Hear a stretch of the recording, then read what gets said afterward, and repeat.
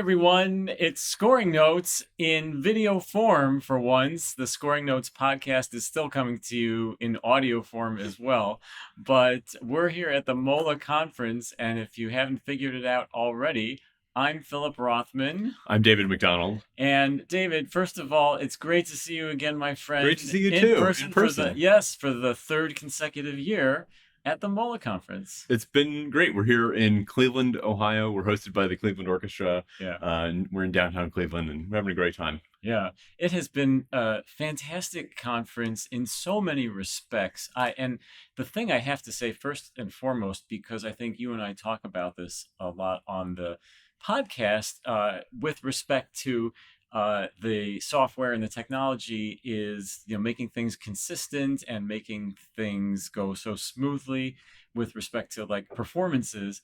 It's clear that this conference was organized by librarians because everything has been organized to a T. The dots have been dotted, the T's have been crossed, and it's just been great. Yeah, everything has gone very smoothly. Some really interesting sessions. I've learned a lot of interesting things and met a lot of very interesting people. Yeah. The people that come to these, if you ever get a chance to attend a MOLA conference, I highly recommend it. Yes, I really would. And, to that end, they have expanded out beyond the traditional orchestra. It used to be called MOLA, first of all, for those that haven't heard us talk about it before. It used to be an acronym. Now it's just a legacy backronym. Maybe they will find some other way that it represents something, but it used to be called the Major Orchestra Librarians Association, and it literally was just the major orchestras. Now it's called an Association of Performance Librarians, and over time it has expanded out to really any librarian that is working in a performance context, whether or not they are in an orchestra. And in fact, we have some librarians here that are not in orchestras. Most of them are, of course, sure. But it also includes university librarians. And then we have publishers, we have technology exhibitors, and so on and so forth. And obviously, so David, you and I are here. I mean, we've been here for the whole time. The tech fair has been our primary focus, and you and I spoke at length at that day. But I'd actually want to start with you with some of the other ways that we've been experiencing what librarians do on the ground. And it's so diverse. I think the role of a librarian, our good friend Nicole Jordan, who said her job is to get the right music to the right people at the right place at the right time. And that's just the start. That's not where it ends. Right. Like that's just the start of what they do. What has been your experience with some of the other sessions that we have had the privilege of attending over the last couple of days? There's a lot of really interesting discussions that start, I think, before those of us that are not as familiar with this world of performance librarianship. They start much earlier in the process than you might imagine, certainly than I imagined before I started attending MOLA conferences.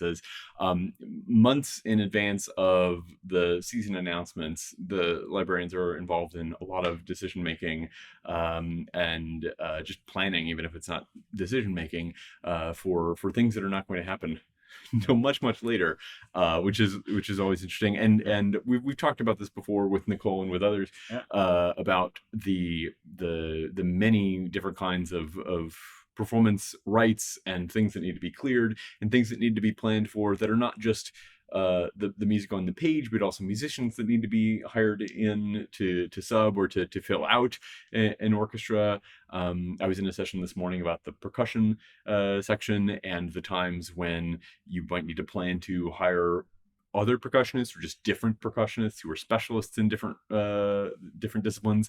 And so that was really fascinating. But the amount of not just, I was talking about this earlier today with John Barron, our friend from Steinberg on the Dorico team, about not just the amazing breadth of knowledge and depth of knowledge that the librarians at this conference have, but also the amazing breadth and depth of skills, not just the things that they know, but the things that they can do. Right, the actual ability to execute. Yeah, it's one thing to kind of know from a book or know theoretically how things are supposed to go. It's another thing to put that in practice. Right. And really, we have to wear so many different hats. Many cases at least, there is only one librarian at these orchestras. Maybe there's two, in some rare cases there's three, or perhaps perhaps even 4, but that's that true exception. And we're talking about the very, very large, high budget orchestras at that point. Usually it's just one person who has Mhm. to do all of that and more and keep sane. In fact, there was one session specifically about doing just that. And it was yesterday's session. We're on the third day of the conference here. It was Find Your Balance: Self-Care and Mental Health for Music Librarians. And I didn't actually attend that session. Did you attend that No, I session? did not. I did hear from people that attended that it was really actually very important, because it can be really, really stressful for librarians to do a lot of the things that they do. As you know, it is often done on a tight deadline. Mhm. It's often with limited budgets and time and money. I mean, I can't think of really too many other bigger stressors than those two things. So they Right. have to operate under those conditions. And it's very high stakes, right? Right. If you don't get the right the right set of materials, or if you don't have things done in exactly the right way by exactly the right deadline, a pretty large performance might not go off the way Right. that the music director or the audience or whomever expects it to go, and that could be pretty catastrophic in certain circumstances. Yeah. Another reason that performances may not go the way that you would expect is because you didn't secure the proper licenses. And That's that good. is a theme that we have, thank you. That is a theme that we have heard over and over again, on not just at this conference, but at other times as well. But particularly, I'm trying to actually see how many different uh, sessions there were that were devoted to the topic of licensing and rights. Certainly, we touched on it on the session that I did at the end of the tech fair that talked about the different owners and the consolidation in the industry and the rights that they might control, and who might have to be responsible for acquiring those rights with respect to the content. But certainly, it was talked about when they were speaking about something that was very obvious: a pop show and film music licensing. And the subtitle, or the whatever occurs after the colon, whatever that's called in the conference session title, says, "Are you sure that the arrangements your ensembles are playing are all authorized and licensed correctly?" And it was actually, I thought it was a very interesting presentation. Were you at that presentation? I was not at that presentation Oh, either. okay. All right. That's So what, I promise I really have been going to what, sessions. what? Where were you? No, no. But I They can. were. It was at the same time as the percussion session, I think, that I Oh, went to right. this morning. Okay. So, in that particular scenario, so many different things came into play, because they talked about the status of an arrangement, and that it's a derivative work that is owned by the copyright owner. And for so many years, the arrangements that were done by orchestras, that it wasn't really clear if they were licensed. They most likely weren't. And it's not that they weren't necessarily seeking to circumvent copyright laws, as people just didn't know who to contact, or what the procedure was, or in fact what the law was. And it has changed over the years a little bit as well. And there are very subtleties, none of which we're going to get into here. But that's just one aspect of things, because we know the librarian is often the last person to to touch the music before they put it on the stand. And then everybody went to lunch, and then they got into another session called Unraveling Prokofiev, which I know you were at. Yes. And Unraveling is only begins to describe what that was like, and that opened up a lot of discussion. Yes, and this was not a story that I had been following over the last year that has been unfolding. But if you, like me, have been ignorant of this story, there've been some what you'd call them new developments, I suppose, in the copyright status of a handful of Prokofiev works. And the kind of main topic of the session this morning was the ballet Romeo and Juliet, and having to do with a combination of the changing copyright laws during the Soviet Union and U.S. legal relationships, and then subsequently collaborations between Prokofiev, and what constitutes collaboration between Prokofiev and various other collaborators that are involved in the production of ballet, which is obviously this hugely collaborative art form. And the gist of it is, a lot of librarians got notice probably just a few months It ago as we're was, reporting yes, this. January of 2024, I believe. Yeah. Yes, Hmm. that the scores and materials that they had for Prokofiev's Romeo and Juliet were no longer authorized for performance without rental and licensing agreements from Shermer. Shermer, Yeah. sorry. Hmm. So there's a lot of discussion about that and how that could be. Things that they could have had in the library for now decades could now suddenly no longer be available to them. It was a very interesting conversation among both representatives of Shermer and IMSLP, which was really interesting that Yes. the Uh-huh. IMSLP founder was present. Hmm. I'm blanking on his name. He was that was Carl Simpson. Yes, Carl Hmm. Simpson. Hmm. And then, of course, Alistair McKean, the librarian of the Sydney Orchestra, kind of moderating this panel, and lots of interesting questions from the librarians in the room as well. So it was a Yes. very interesting discussion. Yes. Um, And I think he technically represented IMSLP. I'm not sure he was the founder. I don't think he was the founder of okay, IMSLP. But in any case, those people were at the table. And again, I mean, this is a very, very complex legal issue with a number of different opinions, of some unsettled law that has not necessarily been tested. And it was packed. It was standing room only in that room. And that just goes to show you the level of interest that the librarians take in this, and the seriousness, I think, to which they approach their jobs, wanting to do the right thing, wanting to. I've had so many librarians come to me and say, we only want to do the right thing, but we want to know what that right thing yeah, is. And the issue is that, and we've talked about this with Jim Kendrick, we've talked about this with some other people, is it can be complicated. What does it mean if you? I remember when we spoke with Jim, I was like, okay, you own that piece of music, but do you really own that piece of music? And of course, you don't own the music, but you do own the physical copy of the music. And often, usually, if it's self-contained with the score and parts, the whole set, that typically means that you have the right to perform it, subject to making sure that you are performing it in an authorized ASCAP or BMI in the States, anyway, in the United States, performance licensed venue. But in this case, there's another wrinkle that even that if you have that material, you may have acquired it and legally purchased it, but perhaps it was produced illegally. That was one of the positions that was taken. Suffice it to say, it was very interesting. And I think when you and I talk about what it means to create music and using the music software and the right. technology that's involved, it's to be fair to really anyone in this position, they're not usually thinking about this.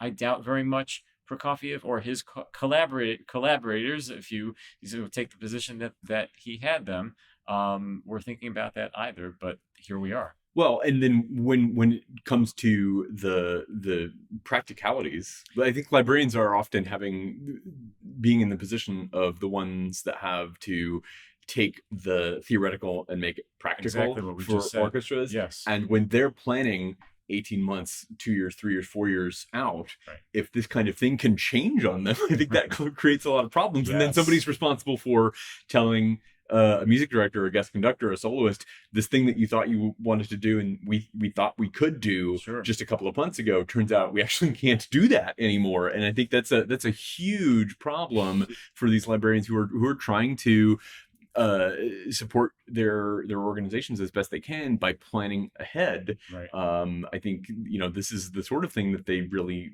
need to get a lot of clarity on. And I don't know how much clarity was around at the end of our session this afternoon. It was planned for 90 minutes, and at the end of 90 minutes, they said, "Well, let's go 10 more minutes." And then Yes. at the end of that, they went 5 more minutes, and then eventually they had to just turn it over to the next session. But there were a lot of questions and totally valid questions. It was Yes. really fascinating conversation. Absolutely. And those are just a handful of the sessions. There was one about fundraising. So oftentimes librarians are responsible for at least liaising with the people that are doing the fundraising. That looked very interesting.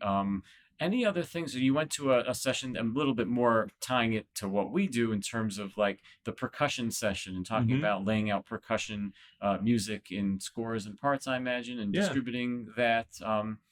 Anything that you would want to convey to our listeners that you got, or was it mostly things that you were already? A lot of it are things that I already knew, Yeah. and I think there are a couple of things that I think I knew kind of intellectually, but it was worth hearing again. And this was a session that was presented jointly this morning by Mark Damalakis, who's the principal percussion of the Cleveland Orchestra, and Julia Thompson, who's a librarian with North Carolina Opera and also an accomplished percussionist in her own right. And the first thing that I think it was useful for me to be reminded of is just how far in advance these and I've already mentioned this before, is how far in advance these preparations begin.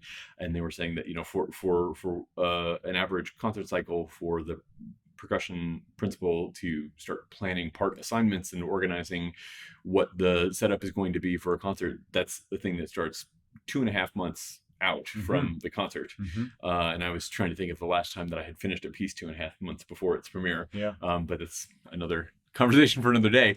And then the other thing was how much they take into account the entire program and not just the individual piece, which is how you and I are often thinking about music. We're rarely thinking about a whole program. Yeah, and I might imagine because they don't want to spend an hour rearranging the percussion on stage. Yeah, right. That makes total sense. And so they might actually have a different setup for the same piece in different contexts for a program. If they do the same piece, two seasons in a row, if everything else on the program is different, then who's playing what parts of the score might be different, and oftentimes that has very little to do with the orientation of the parts in the score. And so that was a pretty interesting thing. And they were talking about, I think one of the things that I liked that came out of it was that they were saying that they like to have both individual parts and a percussion score, and the percussion score not necessarily even to play from, but just for the research and preparation steps. And then they can, because that can be unwieldy in performance if they have to turn the page every 2 seconds. Exactly. And they were saying that if the percussion score is in a format where they could reasonably make all the page turns, that's great. But obviously, especially if the percussion section has 6 players, that's probably not going to be practical. If there's 2 or 3 or 4, maybe. But still, just having that as a document that they can use in preparation, I thought was really, really interesting, and not something that I usually think about. I'm thinking when I'm preparing performance materials specifically about performance and not as much about the preparation steps. So that was pretty interesting. That's great. And the preparation is a huge part of it. And it's funny because that actually aligns with another thought that I had here, is that often it's the side conversations that we have, just being in person, seeing people. I didn't attend that particular session, but literally just an hour ago, I was having a conversation. I took a walk with Justin Vibert, who's a good friend of mine. He's now the principal librarian of the Chicago Symphony. He used to be at Sarasota for many years. And he was talking about how he prepares percussion in coordination with his percussionists, because this is the way they do it. They may often basically create a whole new part that has no relationship to either that percussion score or the individual parts, because the principal percussionist may want to there may be a reason why they want that person to just play these particular instruments or those particular instruments, and they have to do things to reorder it, and they may end up just being able to have he's a great I didn't ask him how he did this actually, but he's a master Photoshop user, so I imagine that may be the way he does it. But again, the other thing that he impressed upon me was that many of the percussionists, especially, all performers especially, but especially percussionists, are extremely visual when it comes to, because you think about, they're moving around all the time, and when they they have to retain kind of the visual memory of where that thing is on the part. And then if there are revisions and the whole part has been relayed out, that's actually very disorienting, not just for them, but percussionists, because think about, they're moving things when they just boom, that's bar 45. Yeah. And that actually reminds me, another thing that I thought was really interesting that I learned in this session, and this may be personal preference, but Mark Damalakis, again, the principal percussionist in the Cleveland Orchestra, was saying that when he starts to plan the assignments for a concert or for an individual piece, he really needs to have the materials on paper. That when he's moving, Mm. he needs to take a big table Hmm. and spread out the piles of material, so that he can visualize kind of geographically where the instruments are and where the people are, and how they can move from stand to stand or setup to setup. Yes. And that he has a really hard time doing that with just PDF files that he's kind of alt tabbing, command tabbing Hmm. between different PDF files, because he doesn't have that spatial memory and that spatial understanding, Yeah. when they're just kind of files that are stacked on top of each other on a monitor. Right. So I think that makes a lot of sense. Yeah, it totally does. Not to mention, if if you're moving around multiple stands in a multi-instrument setup, like what are you going to do? You have 5 iPads on the stands. Right. It's just like it's impossible, basically. So paper becomes very important. And another thing that really occurred to me is just the breadth of knowledge that librarians have to know about in terms of just the repertoire. Yes. And I know that's a big part of their auditions ultimately. And we spoke with Nicole about the repertoire and audition and creating a harp part, and then they have to know the technology and whatever Dorico, Sibelius, whatever they use. There was a session on critical editions, a user's guide to understanding the resources of scholarly critical editions. There was another session, and that was one that I actually hosted with my great colleague Wilson Ochoa, which was called putting the library in commissioning agreements. And literally, I mean, I think it's putting the librarian in commissioning agreements, not personally, but making sure that they are actually in the discussion when those commission agreements are being created, because there were so many things that we talked about that I think if only the librarian was consulted when that agreement was being drafted, it would have prevented maybe 99.9% of the problems that had arisen, because basic things like, what is the instrumentation? What are the deadlines? What are the requirements for scores and parts? How many copies? Is there a copyist involved? Are they required to submit printed copies? Is it just PDFs? What is the deadline for the score, the parts? Are there doublings? And all these things that then the librarian has to start asking, and they don't even know who to ask. Right. Yeah, and that was also very, very well attended. Some really good questions there, and that has to do with new music.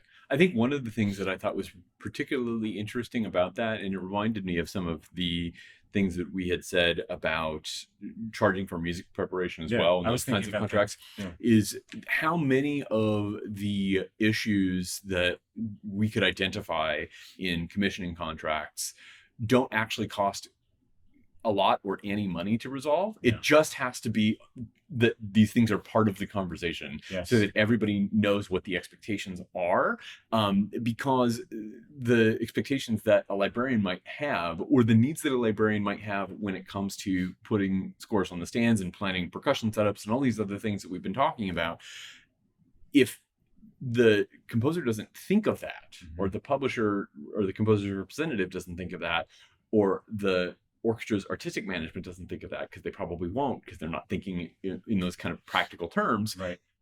they just won't get taken care of. And when they don't get taken care of in time, then that costs money later. Yeah. Right. Well, so one thing that actually, specific thing that came up and also relates to a conversation that you and I have had several times, is the matter of printing. Again, going back to printing and how important that still is for many, projects. And a lot of times the commission agreement will just say the composer is responsible for preparing a full set of scores and parts, printed parts, and here are the requirements. And then it comes time to produce them, and the composer just sends PDFs to the library, and they say, no, you're supposed to produce the parts. And that came up, and I was asked by someone, very experienced librarian in the audience, what's your experience? How do we deal with that? I said, that I see it from both sides, because the commission agreement says very clearly that it's the composer's responsibility, and the library doesn't want to be responsible for having to print music when on top of all their other things. At the same time, especially when it comes to younger composers or self-published composers, or composers that maybe it's their first commission agreement, usually they're just so excited to sign that agreement, and they may, and even if they have read it and they understand this is their responsibility, they may not actually know that it's quite expensive for a significant orchestra piece to produce a set of scoring parts. Could be many hundreds or even upwards of $1,000 or more, and the cost of paper has doubled in the last couple of years, and so on and so forth. And I said, look, one way to do this, and again, this doesn't cost anybody money really, it has to be communicated up front. It says, look, if this is the requirement that's going to be made, then why don't you at least say in good faith, here are some recent projects that we have done of similar length and forces, and this is what they cost. And someone then offered another solution, said, hey, uh, there could be something in there that says we will take on the responsibility of printing and basically bill it back to you, or deduct the fee, or just build it into the fee. I mean, the point was being made that reasonable people can come to reasonable solutions. And I think this is an area where some of the problems that have arisen are solvable, maybe a little more easily than like the Prokofiev copyright issue. But like the Prokofiev copyright issue, the important thing is that we don't get these surprises at the last surprises minute. Is right. Yes, no one. These are not good surprises. Exactly. Yeah. We're trying to avoid the last minute surprise, and if something's going to cost an extra $2,000, right, so be it, as long as we can plan for that $2,000 in the budget. Yeah. Right. Yeah. Exactly. Well, I'm not going to spring this surprise on you. I will tell you right now that there was someone from the Marcato team, staff writer, who is a librarian, and they actually, this is the Marcato is the magazine, the newsletter for MOLA, and they approached Wilson and myself to say, hey, can we write this? That sounds like a great session that people would like to learn more about, especially if they were not able to attend the conference. Can we write it up for Marcato? And I said, sure. I would love it if we could also co-publish it on Scoring Notes. And they said, of course, why not? That sounds great. So hopefully when that article is produced, we will be able to share some more of those details with you on Scoring Notes. So look for that at some point, hopefully in the near future, when that's ready. So I think that'll be just a great added value for our Scoring Notes readers, at the exorbitant membership fees that they pay us for the privilege of consuming our content. So check that out. But maybe we will take a short break, and then after the break, let's actually talk about the tech fair, which consumed the whole first day, and a little bit more in our wheelhouse of music notation software and related technology. So stick around. We'll be right back. We are back talking about the MOLA 2024 conference in Cleveland, and we talked about everything except the tech fair, which was the entire first day, which was awesome.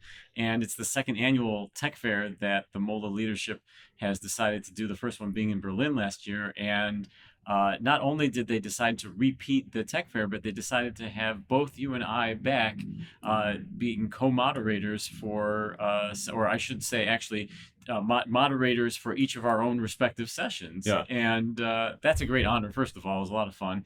Do you want to tell us about the one that you did to kick off, and it really did kick off the tech fair? Yeah, so the session that we began with, and I did this with Joshua Ludi of the Atlanta Symphony Orchestra, was kind of turning the tables on the idea of a conference presentation.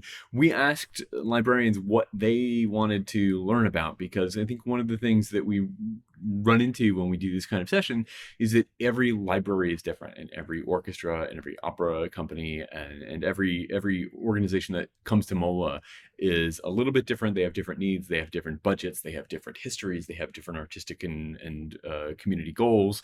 And so we wanted to kind of ask, what's on your mind? What are some ways that we can help you, and kind of frame the rest of the tech fair and the rest of the conference for you? And we got some really interesting responses.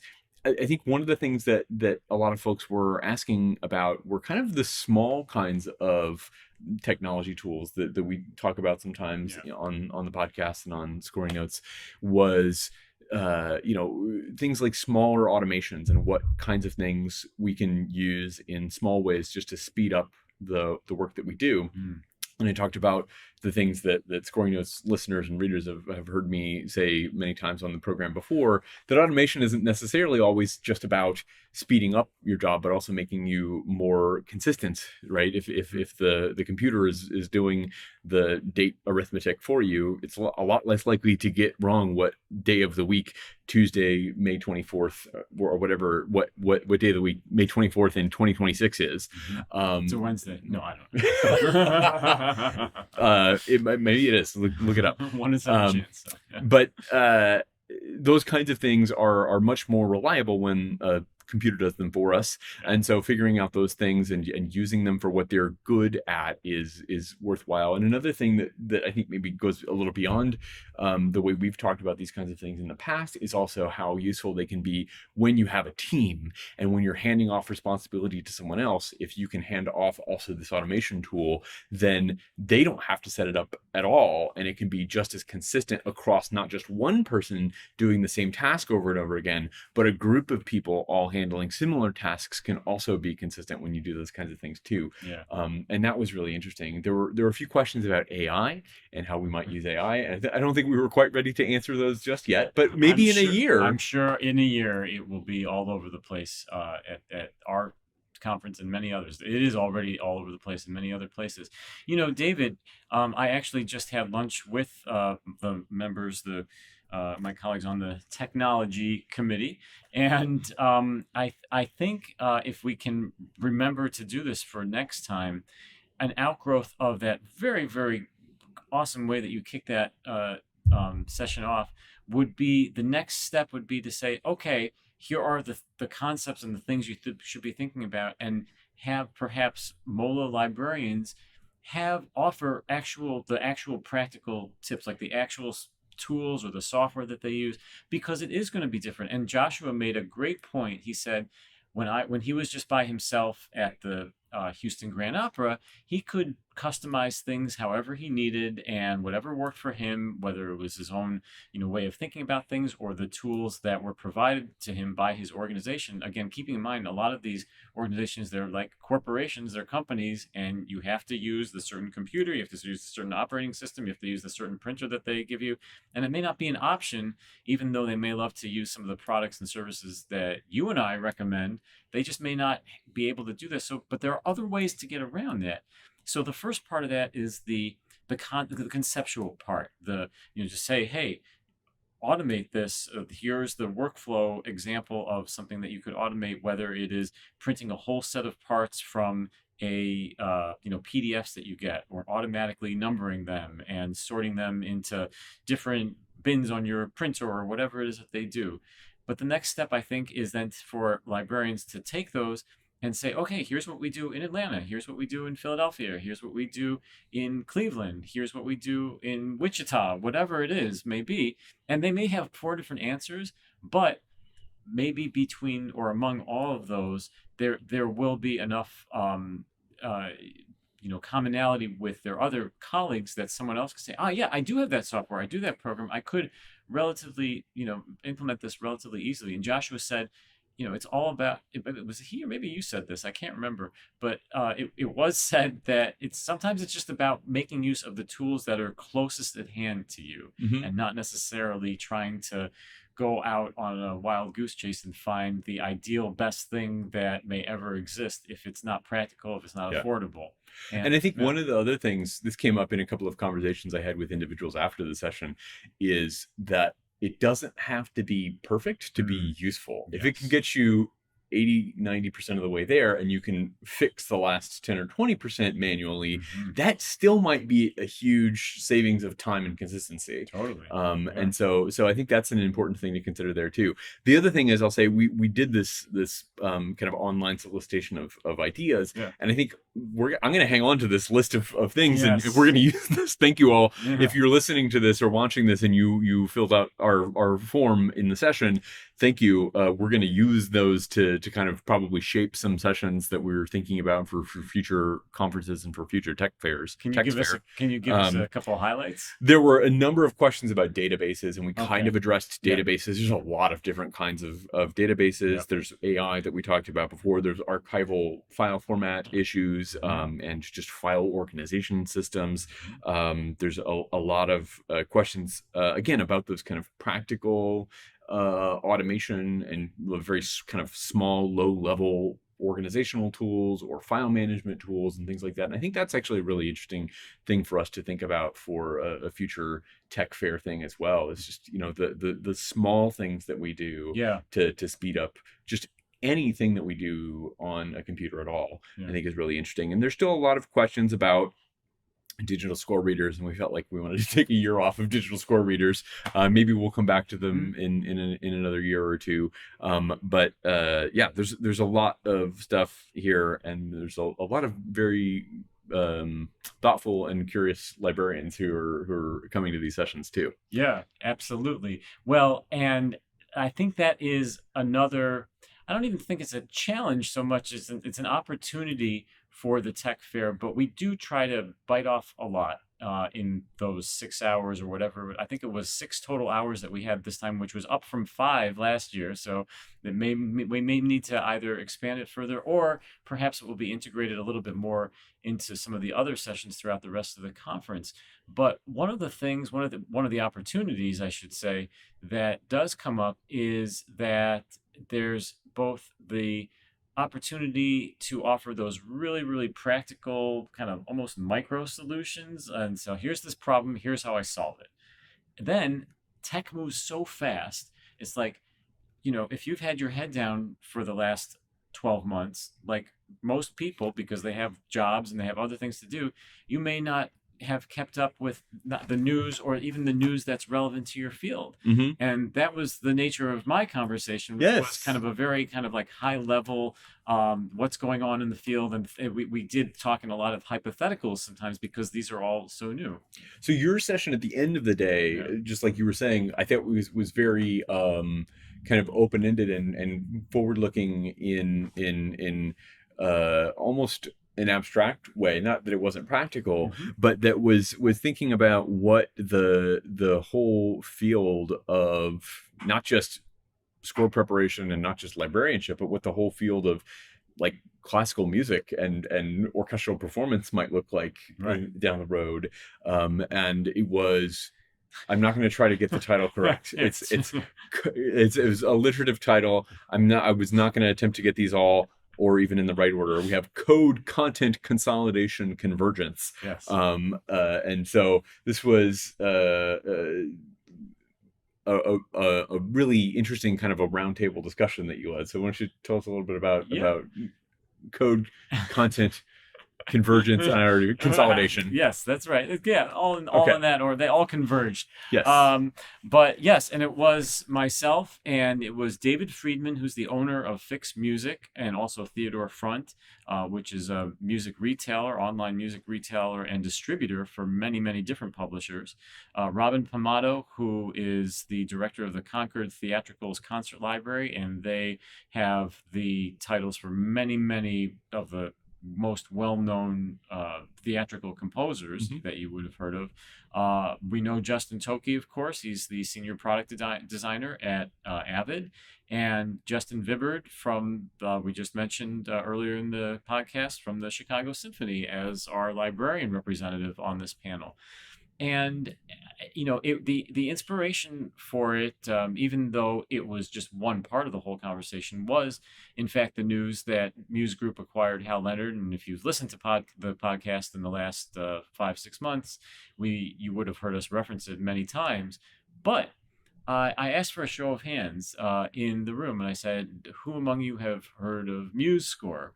Without even saying really what it was. And almost everybody's hand went up. They at least are aware of Muse Score as a free and open source music notation application. And then I said, how many of you are aware of Hal Leonard? And of course, everybody's hands went up, because everybody who's a librarian knows what Hal Leonard is. And so then I asked, okay, how many of you knew that MuseScore and Hal Leonard were the same company?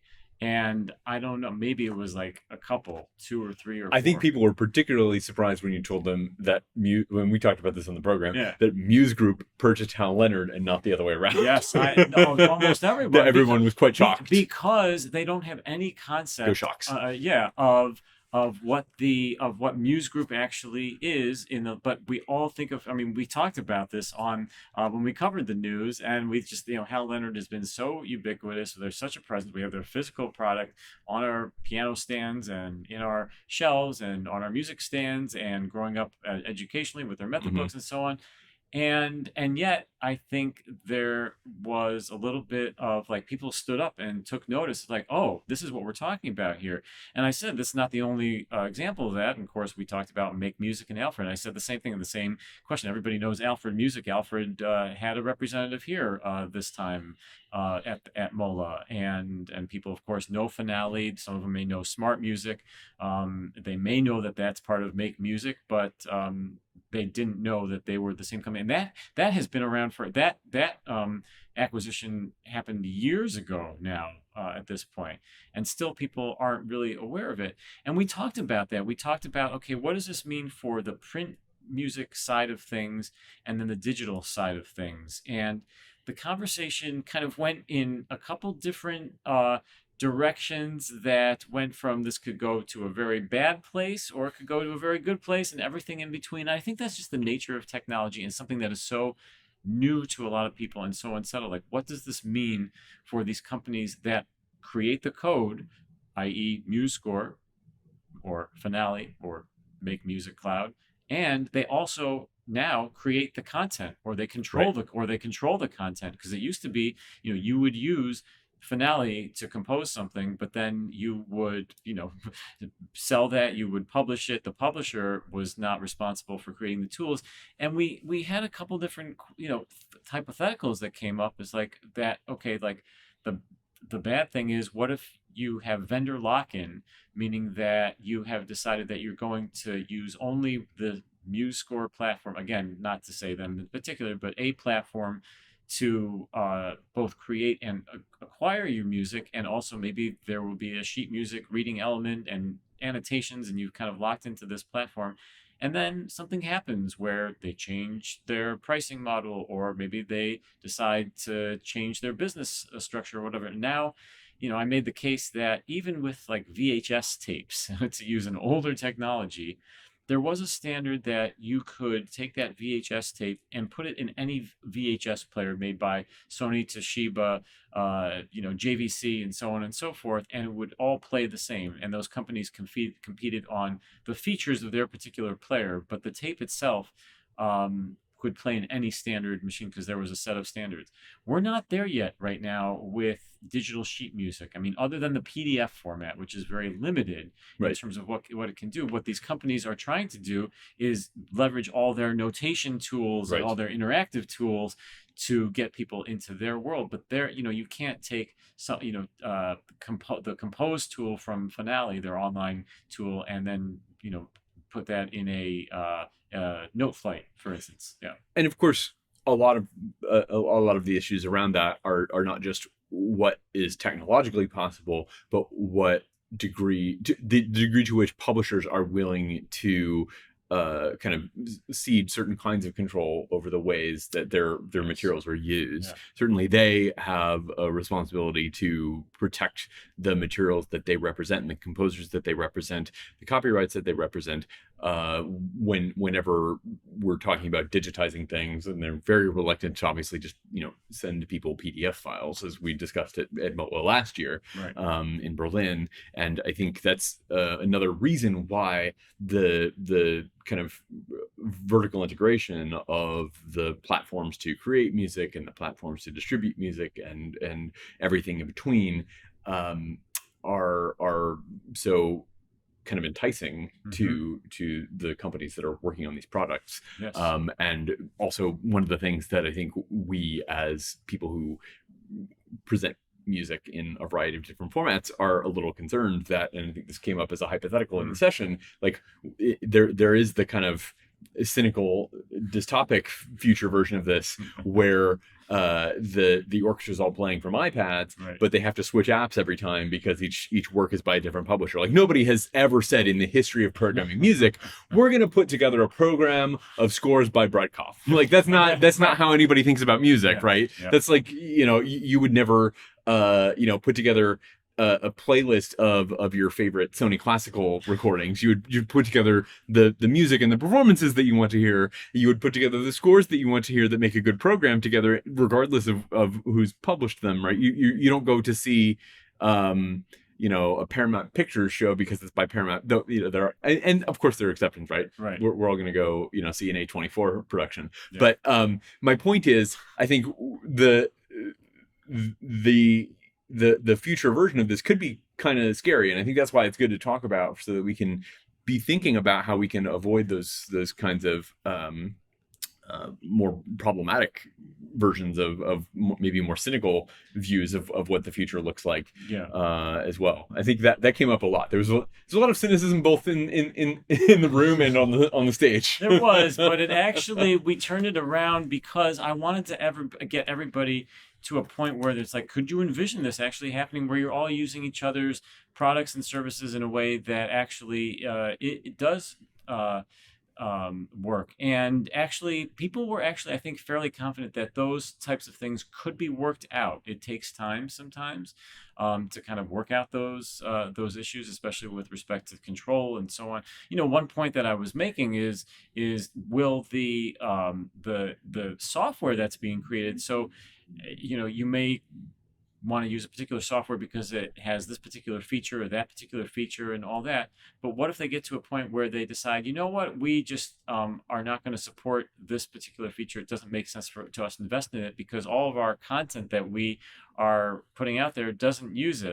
What we talk about harp music. Like, what if Right. somebody they never publish harp music, so they don't need to invest in harp tools, the pedaling and so on and so forth. Just to give one, again, we were talking a lot Right. in hypotheticals, but and that was a question that was raised. Will the type of content that is available drive the types of tools that are involved? And you could see how that could be possible if it's the case that the software engraving tool is free and doesn't make any money directly for the company, but it's all the content. On the other hand, you could say, actually, we need to make the engraving tool as great as possible to accommodate all the different content that we have. And that's the kind of ways, like, you could see it going one way, it could go another way. Another thing, again, tying it back to the library, I said, wouldn't it be great if you could get those things worked out, permissions of sharing files and so on and so forth, that you just had you had the source files from the composer, and instead of having to do all these crazy things with PDFs and scanning and Photoshop and all these things, you could literally just say, oh yeah, I can make this change and know how to do it, and that would be just part of the deal. And even taking it a step further, just not a standard like errata fixing or things of that nature, but say, again, taking the arrange me as one possible model of how this could possibly work. But there are other ways, depending on the license agreement, say, hey, you are authorized to take this interactive piece with the score and parts, and you are allowed to transpose it. You could make a cut. Maybe, they could say you can't interpolate new music into it, but if you need to make an abridged version out of it, that may be up to the copyright holder whether or not they want to allow that. But to make it possible for the end user to do that in a way that would be so much easier if they could just have the files to work with. And that's actually really exciting because that type of thing happens quite a bit. If they want to make a reduced instrumentation version because they don't have a third clarinet or something, they need to assign that part to, but they do have an English horn. I'm just thinking of a lot of Or to the ways. session I went this morning, Yeah. to reorganize the percussion. Yeah, exactly. It's totally. Yeah, that's exactly the way it could go. And again, wouldn't it be amazing if that was possible? So I remain very excited and optimistic about the potential here. And as I said, technology throughout history has always been used for both good and evil and everything in between. And the sense that I get from our friends is that they, as I said earlier, they really are trying to do the right thing. and they just want to know what that right thing is. But But we can all agree that on the good to evil spectrum, Lily Pond is evil.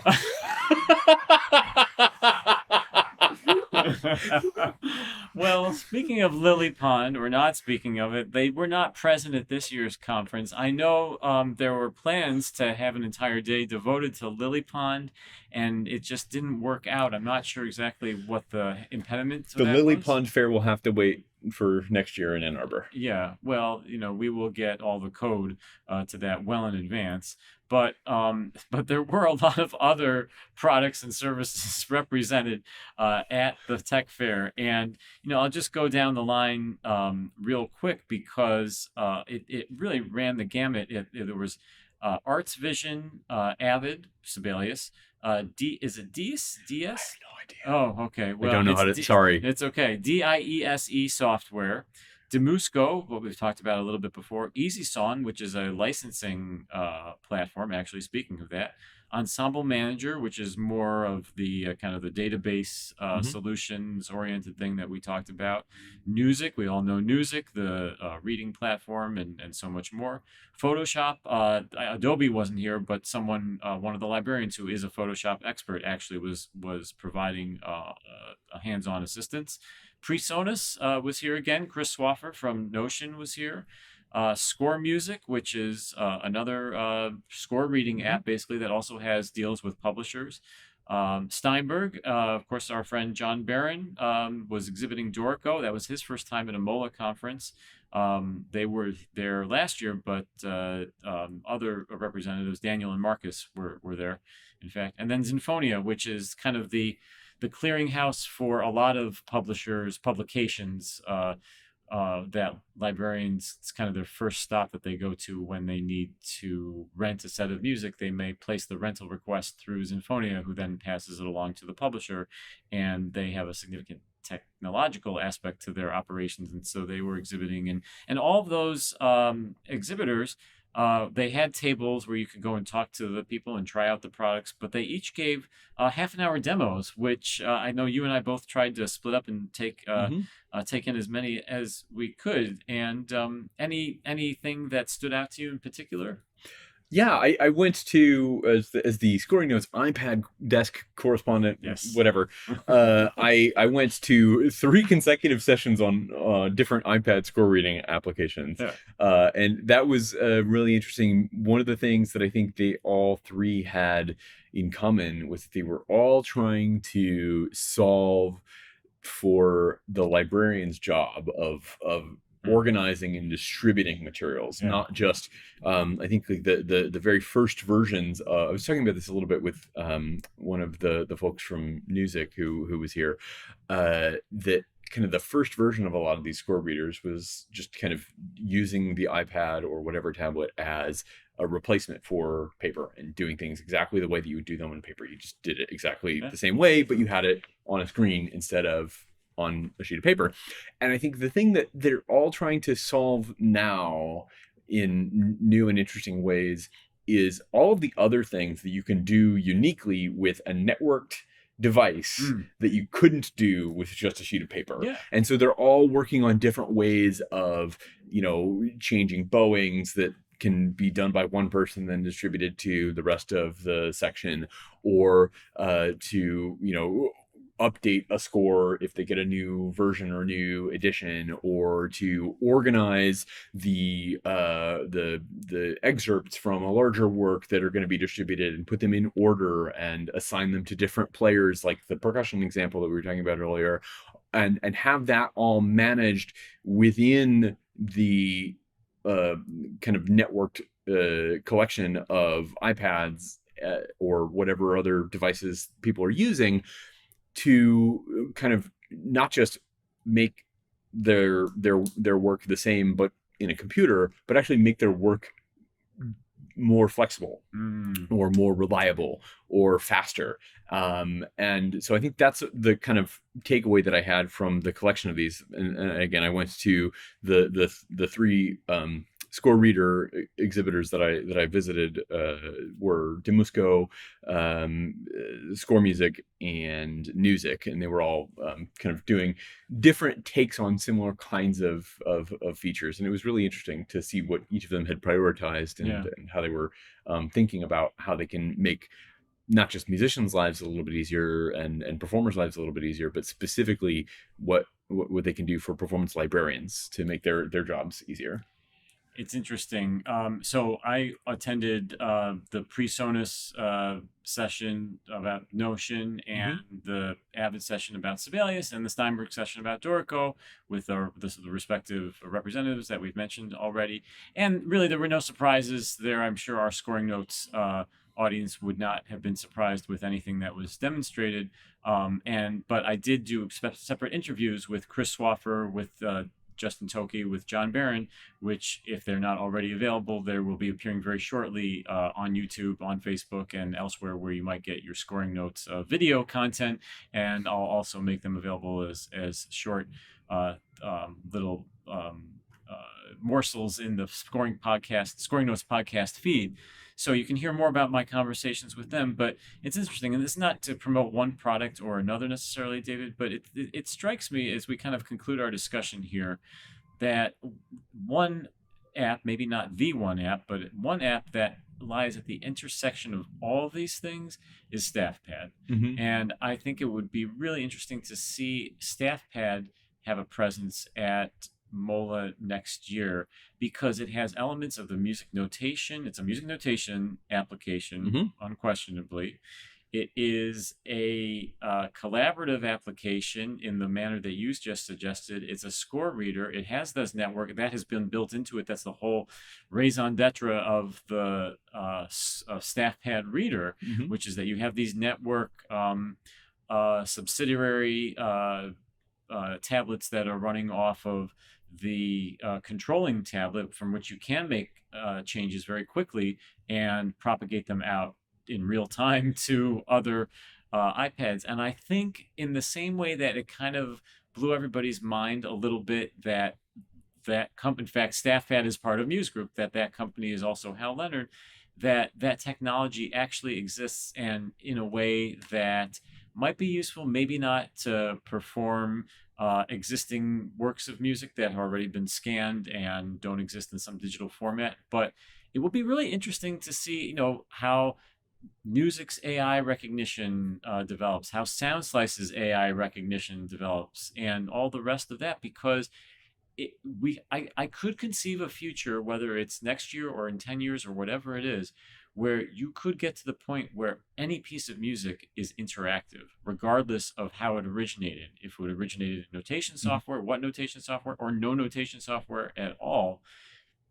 Theoretically, it is totally possible. It's just a matter of the technology and AI getting to the point where it becomes reliable, and then people being comfortable with it in order to use it. But that is really enthusiastic. I'm really enthusiastic about that possibility, and it would be interesting to see that type of thing be exhibited and discussed at a conference like this. So we shall see. Yeah. Yeah. I'm very excited about all of those things as well, and really kind of along the lines of what I was saying earlier about the iPad score readers is ways that we can use our technology not just to replace things that we're doing without computers, but to do things in different ways, and allow us to have different possibilities than we had with paper and pencil. Absolutely. And again, I use StaffPad as an example, but it may be the case that every product that we talked about, or perhaps new ones yet to be invented, will find some other way or some unique way of solving that and providing people with those tools. So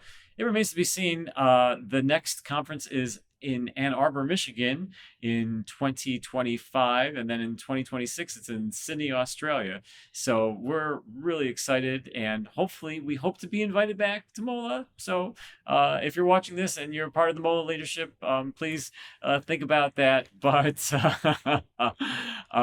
we really actually thank them very much, in all seriousness, for welcoming both of us into their conference and providing us with the opportunity to shape those discussions and continue to have those discussions A big shout out, of course, to all everyone on the technology committee, but especially Mark Fabulich, who actually couldn't be here last minute, and also Joshua Ludi, with whom you had the opening session, and of course Amy Tackett, who is the MOLA administrator, is just amazing. She made all this possible from a logistics perspective. It couldn't have happened without her. Obviously, the MOLA board and all the people that are members of MOLA.